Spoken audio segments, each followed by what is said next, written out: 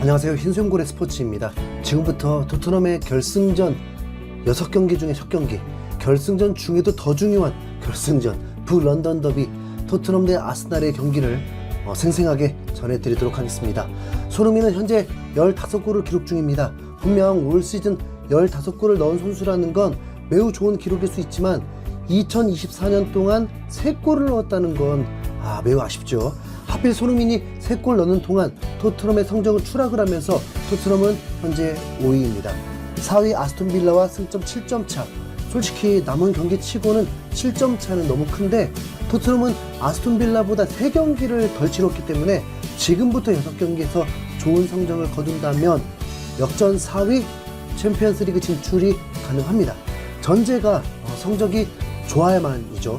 그 첫 번째 관문이 아스날전인데 아스날은 강하긴 강합니다. 강한 상태에서 더 강한 뮌헨에게 패배했던 거고 2주 전 아스톤빌라에게 홈에서 패배했을 때는 아스날이 챔스 치르느라 기진맥진한 상태에서 발렸던 것 뿐입니다. 그 외에는 바로 직전 경기에서 첼시를 5대0으로 대승을 해버렸던 현재 프리미어리그 1위 아스날입니다. 뉴캐슬한테도 4골을 퍼부은 팀입니다. 전문가들도 아스날의 승리를 점치고 있습니다. 과연 그럴까요? 전반기에 이 두 팀은 100%의 전력으로 붙었을 때 2대2로 무승부를 거뒀고 토트넘도 충분히 강함을 보여주긴 했습니다. 결전의 날을 앞두고 엔지 감독도 이 경기를 매우 기대하고 있고 손흥민은 필승을 갖고 있습니다. 선발 라인업이 굉장히 궁금했는데 우도기가 빠지기 때문에 어떤 변화가 있을까 궁금했는데 이 경기에서도 손흥민은 원톱으로 출전하고 우도기의 자리에는 벤 데이비스가 출전했습니다. 벤데 사카 나가라 너만 믿는다. 비카리 골키퍼 포로 로메로 반더벤 벤데 후이베르 벤탄쿠르 메디슨 클루셉스키 베르너 그리고 손흥민이었습니다. 2% 아쉬움은 올 시즌 어쩔 수 없습니다. 더 강한 공격수 데려오고 더 강한 수비형 미드필더 데려와야죠. 아스날은 현재 가동 가능한 베스트가 출전했습니다. 라야 골키퍼, 화이트, 살리바, 가브리엘, 토미야스, 라이스, 파티, 웨데고르, 사카, 트로사르, 하베르츠가 선발 출전했습니다. 확실한 건 미드필더진은 토트넘보다 한 수 위로 보입니다. 오늘 경기 결과의 변수는 비가 온다는 것인데 하지만 화면상으로는 비가 경기에 불편까지 주는 느낌은 아니었고 이 경기를 위해 6만 5천여 명의 관중들이 가득 찼습니다. 선수들의 표정을 봐도 이 경기가 얼마나 중요한지는 충분히 느껴졌습니다. 메디슨의 선축으로 경기가 시작되었습니다. 경기 2분이 지났는데 무슨 경기 5분 남듯이 치열했습니다. 엔지 감독은 이 경기도 고집스럽게 벤데베 라인을 우도기와 똑같이 움직이게 했습니다. 솔직히 불안감은 있는데 전반 5분 동안은 무리 없이 경기가 진행이 되었습니다. 가장 궁금한 건 2주 만에 토트넘 선수들이 뛰는 거기 때문에 경기 감각에 문제가 있진 않을지 그리고 아스날은 어차피 관찰해보니까 전반 후반 약 20-30분쯤만 엄청 강했으니까 막상막하만 돼도 토트넘이 유리할 거라고 봤습니다. 확실히 클루셉은 다른 건 몰라도 골 간수는 확실히 잘했습니다. 전반 9분에 토트넘이 위기를 겪습니다. 메디슨이 파울을 범하면서 위험한 위치에서 프리킥을 얻어냈습니다. 다행히 웨데고르의 킥이 벽에 막혔습니다. 이후에 약 5분 동안 아스날이 압도를 했습니다. 토트넘의 실수가 이어졌고 옵사이드이긴 했지만 실점까지도 했고 로메로가 강력한 클리어링으로 막아주고 코너킥 허용에 긴장 팍이었습니다. 그런데 그 긴장된 상황, 그 위험 상황이 결국 실점까지 연결되었습니다. 코너킥 볼을 하필 호이베르가 커버하려다가 자책골을 넣어버리고 말았습니다. 전반기 상황처럼 운이 안 좋게 흘러가네요. 18분에 로메로의 멋진 헤딩슛이 있었는데 살짝 빗나가고 말았습니다. 거기다 20분 로메로가 또 헤딩슛을 했는데 이번엔 골대를 맞춰버렸습니다. 이 경기는 장담컨대 1대0으로 끝날 경기로 보이진 않았습니다.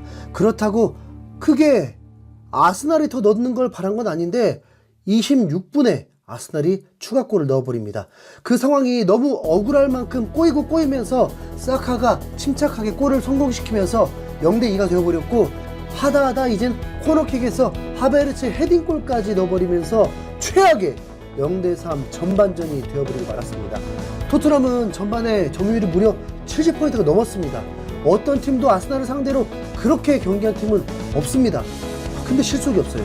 골은 아슬아슬하게 옵사이드로 취소되고 로메로는 골대를 맞추고 실점은 자책골부터 시작하고 아무리 공은 둥글다고 하지만 운도 지지리도 없습니다.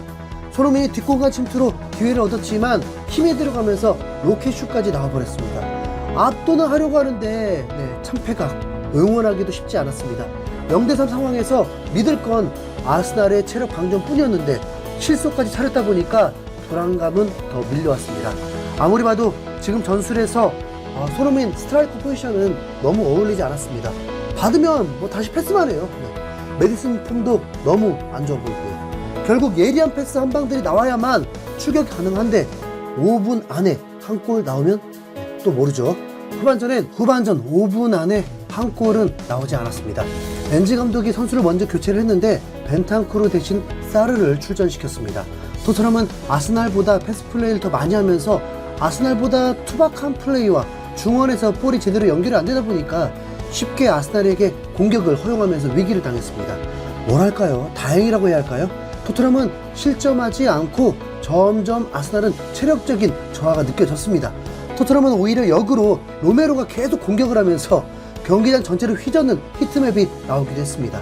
엔지 감독은 더 이상 물러설 수 없어서 메디슨과 호이베를 교체하고 히샬리송과 비수마를 출전시켰습니다. 그런데 출전하자마자 토트넘에게도 드디어 행운이 찾아옵니다. 라야 골키퍼의 패스미스에 전방에 있는 로메로가 방향을 잘 읽으면서 커트했고 곧바로 15m 페널티킥을 성공시켰습니다. 그리고 손흥민이 윙어로 가고 뭔가 더 안정적인 공격이 되면서 크로스가 날아들었는데 이번엔 박스 안에서 세컨볼을 곧바로 밴뎀이 슈팅을 하다가 쓰러졌습니다. 알고 보니 라이스가 허벅지를 가격해버린 거죠. 주심은 처음에 휘슬을 불지 않으면서 팬들이 난리가 났는데 주심도 VAR로 신호가 오면서 확인 후 고민할 것도 없이 페널티킥이 주어졌고 이 상황을 손흥민이 책임집니다. 손흥민이 강력한 슈팅으로 왼쪽 상단으로 꽂으면서 2대3까지 추격하게 되었습니다. 86분이었다 보니까 추가 시간까지 약 10분 정도 남아서 결과는 예측할 수 없었습니다. 우선 무승부만 되어도 아스날이 더 치명적이고 아스톤빌라는 첼시와 무승부라서 토트넘에게도 승점 1점이라도 필요했습니다. 후반전 초중반은 아스날이 점유율이 앞섰지만 중후반부에는 완전 토트넘의 일방적인 경기였습니다. 하지만 더 이상 추가골이 없이 토트넘은 이렇게 홈에서 아스날을 이기지 못하면서 패배를 하고 말았습니다. 아무래도 전반에 3실점을 한 것이 매우 치명적이었죠. 손흥민은 페널티킥 골로 16호 골만을 기록한 것으로 만족해야 했습니다. 어떻게 얘기를 해야 할까요? 아스날을 상대로도 밀리지 않았다는 것으로 위로하고 다음 경기를 기대해야 할까요? 아니면 메디슨이 폼이 올라오지 않은 토트넘이라면 손흥민은 윙어가 맞을 듯 한데요. 히샬리송에 그래도 열정을 불어 넣어주어서 차라리 네가 나오는 게 낫겠다. 웃기 힘든 한 주가 되었습니다. 토트넘도 알겠죠? 지금은 경기력보다 결과만이 중요하다는 것을. 큰일이네요. 실점이 어디까지 늘어나려는지. 지금까지 런던 더비 소식을 전해드렸습니다. 눈치 없게 죄송하지만 그래도 구독과 좋아요 부탁드립니다. 여러분의 의견도 듣고 싶습니다. 남겨주세요. 이상 흰수염고래였습니다. 감사합니다.